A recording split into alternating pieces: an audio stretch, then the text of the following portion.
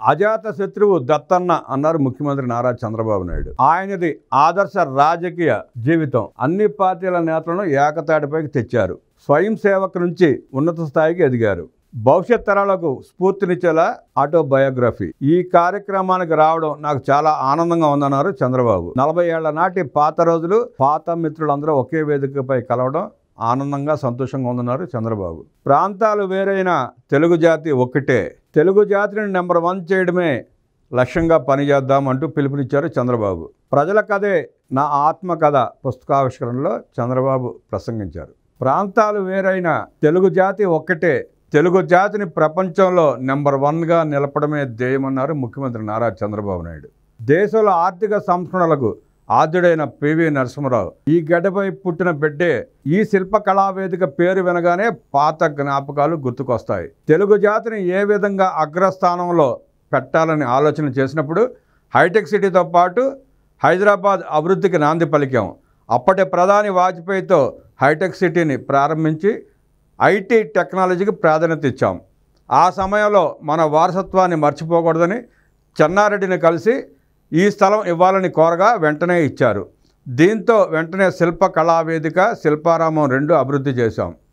ఓవైపు hitech city, మరోవైపు IT కంపెనీలు, మధ్యలో శిల్ప కళావేదిక, శిల్పారామం ఏర్పాటు చేశాం. బిల్ క్లింటన్ వచ్చిన సమయంలో హైదరాబాద్, సికింద్రాబాద్తో పాటుగా సైబరాబాద్ నిర్మాణానికి రూపకల్పన చేశాం. రాజకీయాల్లో మనం చేసిన మంచి పనులతో ప్రజలకు ఫలితాలు వచ్చినప్పుడు దానికి మించిన ఆనందం ఉండదు.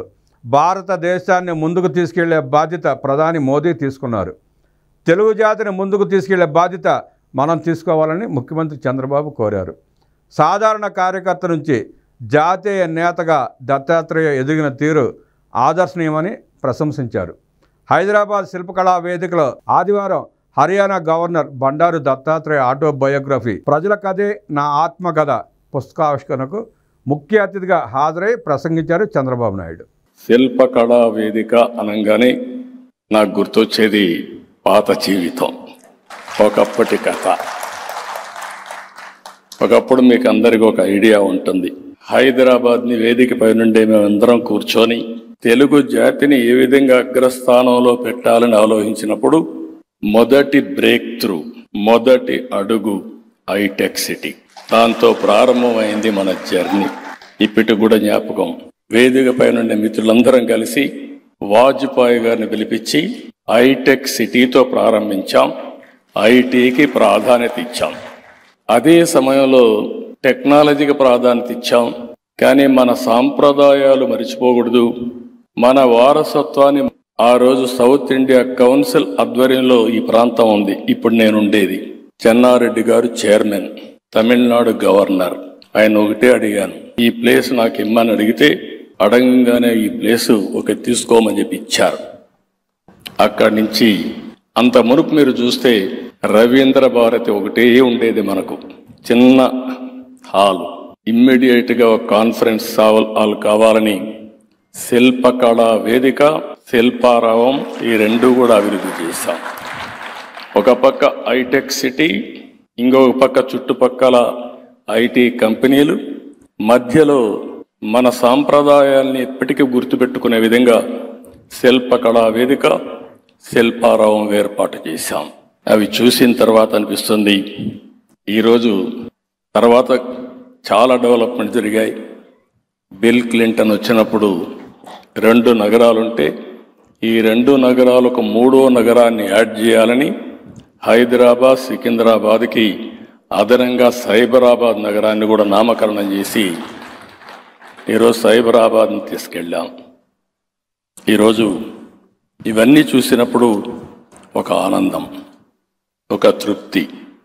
రాజకీయ జీవితాల్లో ఏ వ్యక్తికైనా కావాల్సింది మనం చేసిన పనులు శాశ్వతంగా ప్రజలకు ఫలితాలు ఇచ్చినప్పుడు దానికంటే మించిన ఆనందం ఏది ఉండదని మరొక్కసారి మీ అందరికీ విజ్ఞప్తి చేస్తున్నా. తెలుగు జాతి చరిత్రలో ఒక ప్రత్యేకమైన స్థానం ఉంది. మనం అనేక సందర్భాలు చూసాం. ఒకప్పుడు హైదరాబాద్ స్టేట్, మెడ్రాస్ ప్రెసిడెన్సీలో భాగం ఆంధ్రప్రదేశ్, 2 రాష్ట్రాలు కూడా కలిసి ఆంధ్రప్రదేశ్ రాష్ట్రం. తర్వాత ఈరోజు 2 రాష్ట్రాలు, తెలంగాణ రాష్ట్రం, ఇంకో పక్క ఆంధ్రప్రదేశ్ రాష్ట్రం. నేను ఎక్కడున్నా మిమ్మల్ని అందరినీ మనందరం కూడా చేయాల్సింది. తెలుగు జాతి ఒకటే, ప్రాంతాలు వేరు కావచ్చు. తెలుగు జాతిని ప్రపంచంలో నెంబర్ 1 స్థానానికి పెట్టడమే మనందరి యొక్క ఆలోచన. రాజకీయ పార్టీలు వేరు కావచ్చు, రాజకీయాల్లో కొంతమందికి అవకాశాలు వచ్చినప్పుడు వాళ్ళు పనులు చేయొచ్చు. ఈరోజు మనం గుర్తుపెట్టుకోవాలి, పివిఎన్ నరసింహారావు గారు ఈ గడ్డ మీద పుట్టిన వ్యక్తి ఆర్థిక సంస్కరించి దేశం యొక్క దిశ మార్చారు. ఇవన్నీ మనం గుర్తుపెట్టుకొని భవిష్యత్తులో కూడా తెలుగు జాతిని నెంబర్ 1 చేసే విధంగా ముందుకు పోవాలని మరొక్కసారి కోరుకుంటూ, ఈరోజు ప్రపంచం, నాకు ఏ డౌట్ లేదు, ప్రపంచంలోనే భారతదేశం నెంబర్ 1గా తయారయ్యే రోజులు తొందరలోనే ఉన్నాయి. ఇండియన్స్ ప్రపంచం మొత్తానికి నెంబర్ 1గా ఉంటారు. అదే సమయంలో తెలుగు జాతి మొన్నటి వరకు జూయిష్ని గురించి మాట్లాడేవారు. ఈరోజు ప్రపంచం మొత్తం మాట్లాడాల్సింది తెలుగు జాతి అందరికంటే అగ్రజాతిగా ఉండడానికి మనందరం దీక్ష తీసుకుని ముందుకు పోవాల్సిందిగా కోరుకుంటూ, భారతదేశాన్ని ముందుకు తీసుకుపోయే బాధ్యత ప్రధానమంత్రి గారు తీసుకుంటారు. తెలుగు జాతిని ముందుకు తీసుకుపోయే బాధ్యత ఇక్కడుండే ఈ రాష్ట్రాల్లో ఉండే తెలుగు జాతి మొత్తం ఒక పద్ధతి ప్రకారం పనిచేయాలని మరొక్కసారి కోరుకుంటూ, దానికి కూడా దత్తాత్రేయ గారు ఒక స్ఫూర్తి, ఒక అజాత శత్రువు. నేను చూశాను, ఒక పార్టీ కాదు, అన్ని పార్టీల్ని ఒక వేదిక మీద ఒక రోజు కాదు ప్రతి ఒక్క సంవత్సరం తీసుకొచ్చి ఐకమత్యాన్ని కాపాడిన వ్యక్తి బండారు దత్తాత్రేయ గారు. ఆ ఐకమత్యంతోనే మనందరం ఒకటిగా ముందుకు పోవాలని మరొక్కసారి విజ్ఞప్తి చేస్తూ అందరికీ నమస్కారాలు. జై హింద్.